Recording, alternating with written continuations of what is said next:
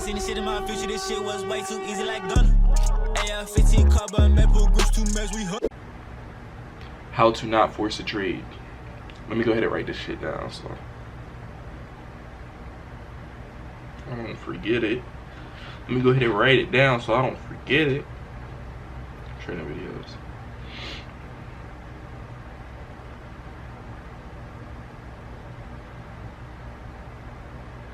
Okay.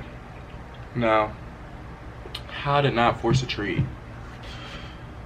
People always wonder, not even wonder, you may ask, because I did this, I ain't gonna lie, I did this all the time. I used to force a trade.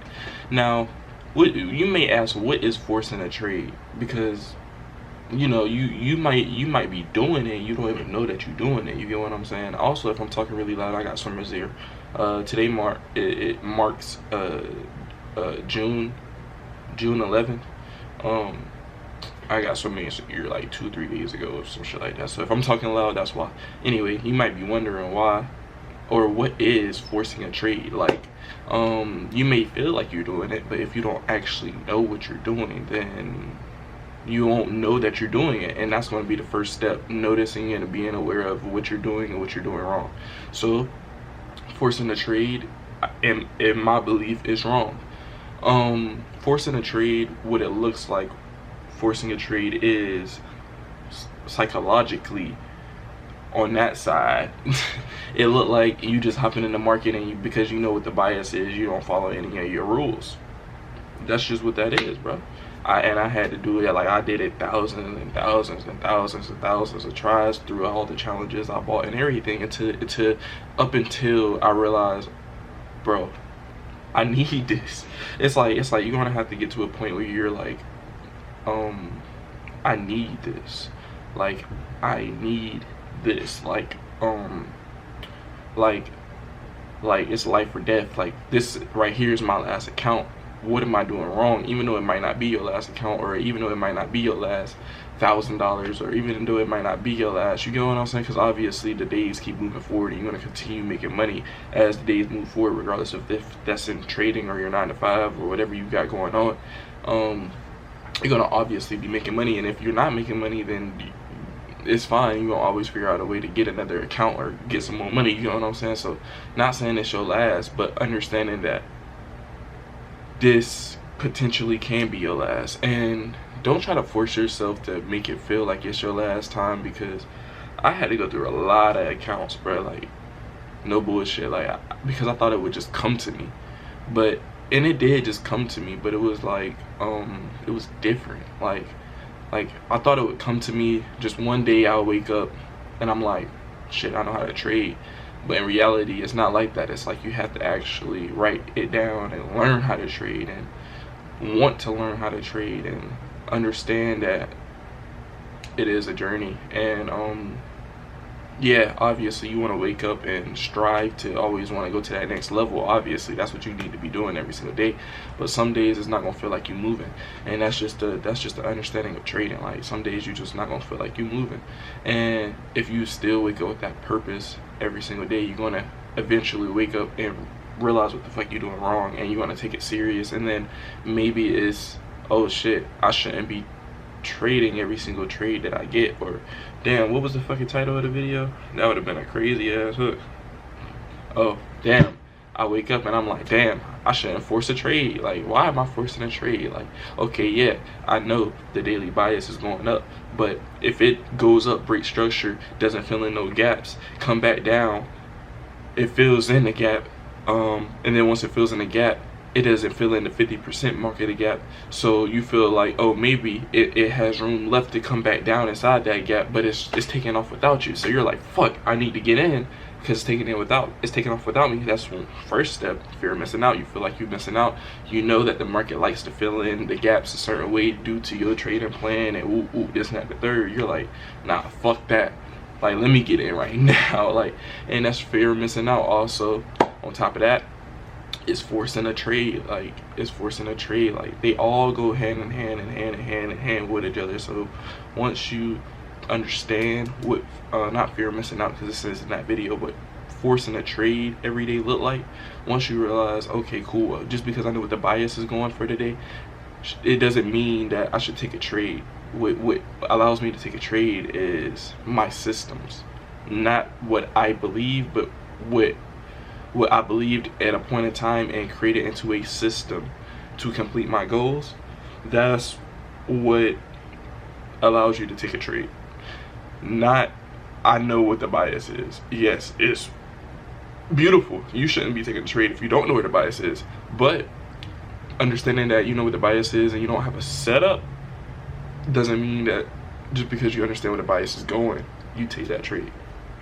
Like today, I won a trade yesterday, and I can show y'all, like, this is, you know, I took a trade on what the fuck?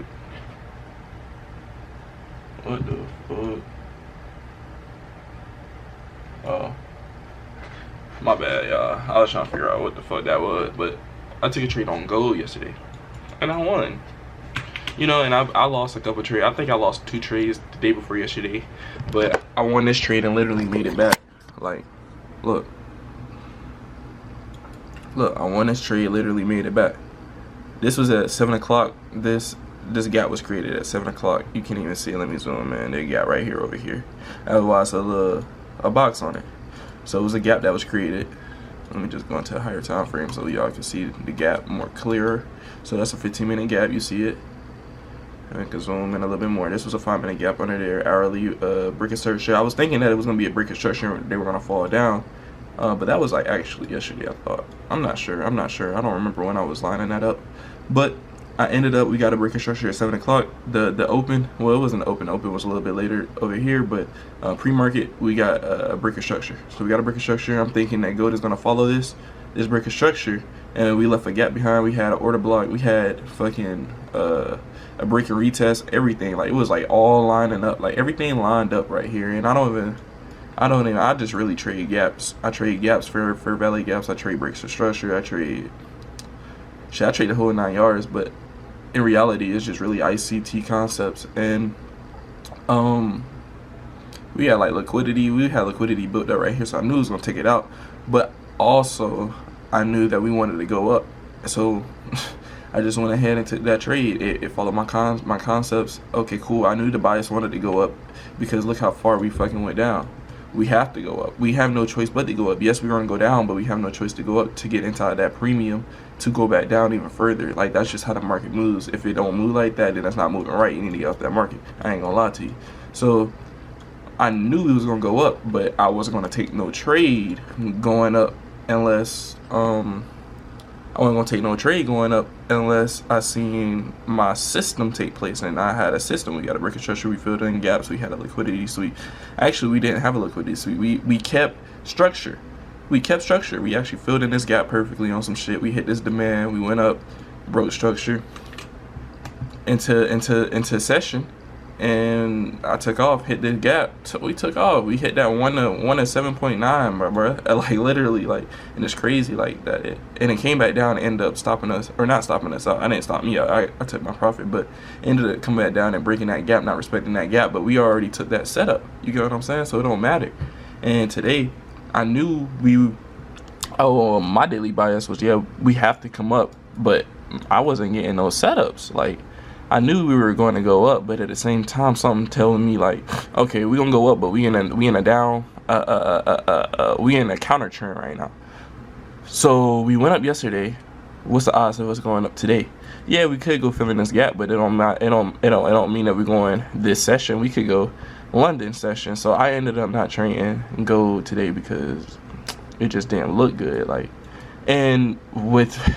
Bro, it's crazy because you could look at it right now, you'd be like, yeah, obviously it don't look good, but like, when you're like in the market at the time and understanding what causes consolidation, like when you're in the market and you're like, oh shit, should I take this? It's going up. No, it's going down. No, it's going up. No, it's going down. When you have that experience, my nigga, and once you start understanding,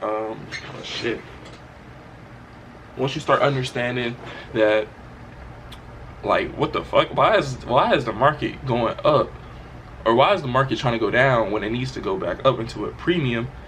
like you will start understanding, okay, cool, like the market is consolidating for today on some shit like that, versus you thinking, oh, it has to have a bias this day. Like once you start getting that experience, you will start learning what to take and what not to take, and what you're forcing and what not to force. If you go into the market, nigga, and you go in there and you're like, you go to the market and you're like, okay, cool, like I don't want to, like, let me just watch the market. If I see something that I like, I'm gonna take it, but let me just sit back and watch it.